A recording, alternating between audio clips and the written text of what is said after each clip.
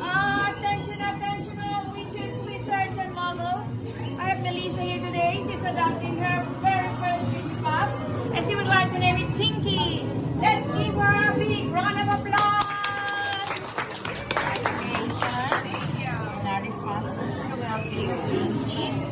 Pinky can only eat your earwax and hoovers a day. Okay. Baby spiders, dust bunny, no chocolate. Awesome. Thank you.